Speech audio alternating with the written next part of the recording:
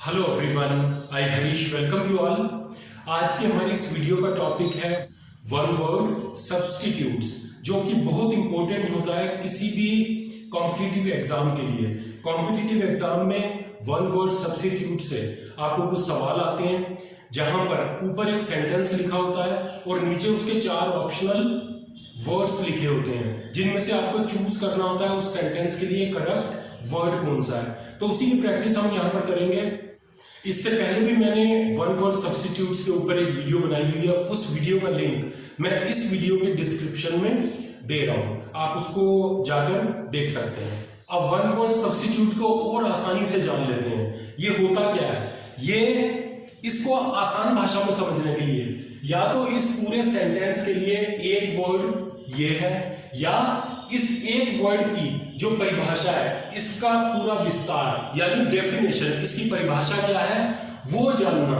या तो एक सेंटेंस के बदले एक वर्ड को जानना या एक वर्ड की पूरी परिभाषा या डेफिनेशन को जानना, इसको हम कहते हैं वन वर्ड सब्स्टिट्यूट्स। तो चलिए वीडियो को शुरू करते हैं।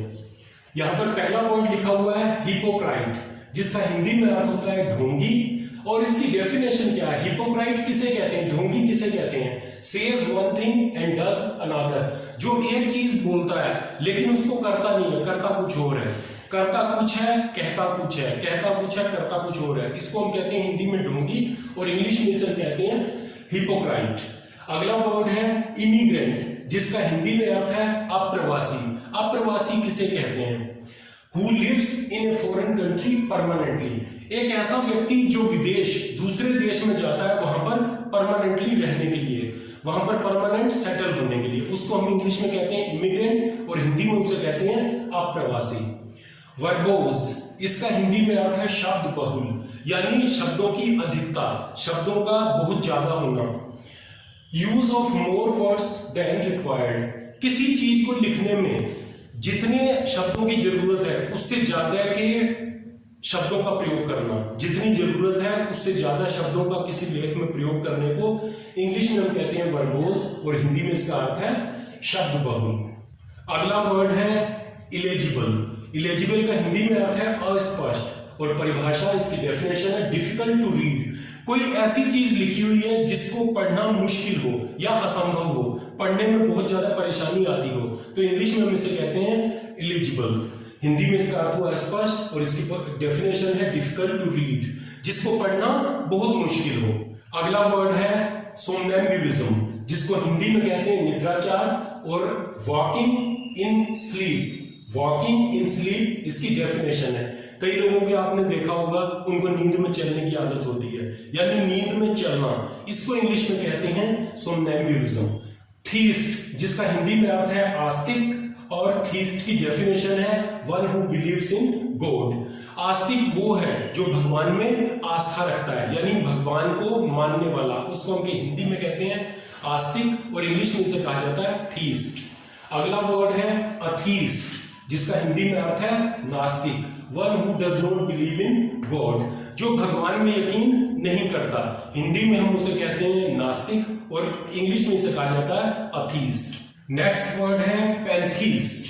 पैंथीस्ट का हिंदी में अर्थ है सर्वेश्वरवादी, one who believes that God exist everywhere, ऐसा व्यक्ति जो ये यकीन रखता है कि ईश्वर सब जगह है, इस धरती पर ईश्वर सर्व जगह है, सर्वेश्वरवादी या सभी धर्मों के भगवानों को मानने वाला, उसको भी हम पैंथीस्ट कहते हैं। तो यह परिभाषा है इसकी, पैंथीस्ट का हिंदी मतलब है सर्वेश्वरवादी और इसकी डेफिनेशन है one who believes that God exist everywhere, जो ये विश्वास रखता है कि भगवान सब जगह विद्यमान है, भगवान सभी जगह उपस्थित है।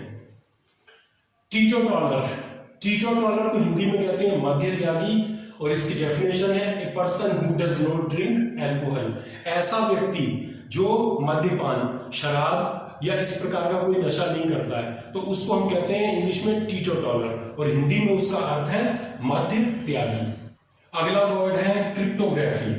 क्रिप्टोग्राफी का हिंदी में अर्थ होता है गूढ़ लेखन, द आर्ट ऑफ राइटिंग। कुछ लोगों को आपने देखा होगा वो कुछ लिखते हैं, चाहे की स्टोरी लिखें या छोटा सा कोई पैराग्राफ लिखें, वो शब्द बहुत अच्छे उसमें डालते हैं, उसमें वर्ड्स बहुत अच्छे अच्छे प्रयोग करते हैं। तो इसको हम कहते हैं क्रिप्टोग्राफी। जिनके लेख में बहुत दम होता है, जिनका लेख बहुत अच्छा होता है, उसमें शब्द अच्छे लिखे गए होते हैं, तो इसको हम इंग्लिश में कहते हैं क्रिप्टोग्राफी, और हिंदी में इसका अर्थ है गूढ़ लेखन, द आर्ट ऑफ राइटिंग, लिखने की कला।